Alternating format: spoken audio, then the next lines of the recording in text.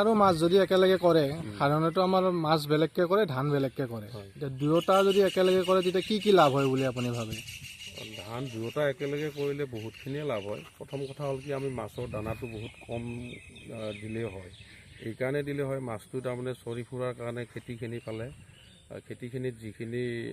জাবৰ জোঁথৰ বা পোক পতংগ আছে সেইখিনি মাছৰ আধাৰ হৈ যায় আৰু মাছটো তাৰমানে ধানটো যদি আমাৰ খুচৰি থাকে তেতিয়াহ'লে ধানটোৰ কাৰণে গ্ৰ'থ হোৱাৰ কাৰণে অলপ লাভজনক হয় ঠিক তেনেকৈ দুয়োটা কম্বিনেশ্যনটো দুয়োটাৰে আছে দুয়োটা হেৰিতে ধানতো আছে মাছতো আছে এতিয়া আপুনি 1 বিঘা এনেকৈ যে ধান আৰু মাছ একেলগে কৰে কিমান মান উৎপাদন হয় ধানত কিমান উৎপাদন হয় আৰু মাছত কিমান উৎপাদন হয় যদি 1 বিঘা কৰোঁ তেতিয়াহ'লে আমাৰ মোটামুটি ধৰক 20,000 মান টকা আমি ধানৰ পৰা পাওঁ আৰু মাছৰ পৰাও পাওঁ আমি মোটামুটি 90,000 1 লাখ টকা আমি মাছৰ পৰা পাওঁ 1 বিঘাত 1 বিঘা ধান আৰু মাছ যে একেলগে কৰিছে তাৰ ফলত কি লাভ হৈছে বুলি আপুনি ভাবে যথেষ্ট দুগুণ লাভ হৈছে তাৰমানে ধান আৰু মাছ একেলগে কৰাৰ কাৰণে যিবিলাক আমাৰ ধানটো কাটি অনাৰ পিছত নাৰাবিলাক থাকে সেইবিলাক পচ লাগি তাতে পোক পতংগ জন্ম পায় সেইবিলাক মাছে খাই আমাৰ দানাটো কমকৈ দিলেও হয়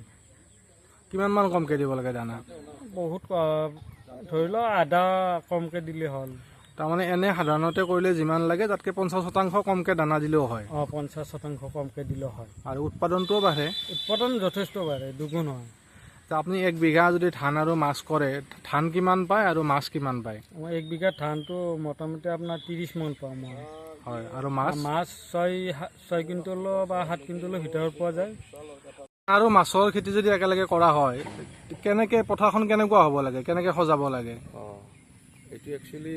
ফিচাৰী কাম পেডি বুলি কয়তো গতিকে আমাৰ ধৰক আমি যদি 5 বিঘা এটা প্লট লৈ লওঁ 5 বিঘা প্লট ল'লে তাৰমানে ধৰক 3 বিঘা বা 2.5 বিঘা মানৰ আমি এটা ফিচাৰী কৰিব লাগিব সেই 3 বিঘাটোৰ ভিতৰতে আৰু গোটেই বাউণ্ডাৰী এটা কৰিব লাগিব যাতে বাহিৰৰ পৰা পানীটো নাহে বা ওলাই যাব নোৱাৰে কাৰণ মাছটো থাকিব আৰু ধানখিনিও তাৰমানে 2.5 বিঘা মানৰ মানে দ থাকিলে আৰু বাকী বাম থাকিলে 2.5 বিঘা মানৰ গতিকে মাছটো যেতিয়া পানী আহিলে তাৰমানে ফিচাৰীৰ পৰা উঠি আহি কিনে ধানৰ চাৰিওপিনে ঘূৰিব পাৰিব আৰু মাছটো যিমান চলাচল কৰে সিমান গ্ৰ'থ হোৱাৰ কাৰণে সিহঁতৰ লাভজনক হয় গোটেই পথাৰখনত খৰালি সময়তো মাছ চলাচল কৰি থাকে নে অকল বাৰিষা সময়তে হয় খৰালি সময়ত পথাৰত থাকিব নোৱাৰে সেইখিনি সময়ত আমাৰ যিটো ফিচাৰী খান্দি ল'ম তাতে পানী থাকিব সেই পানীতে মাছটো আহি যাব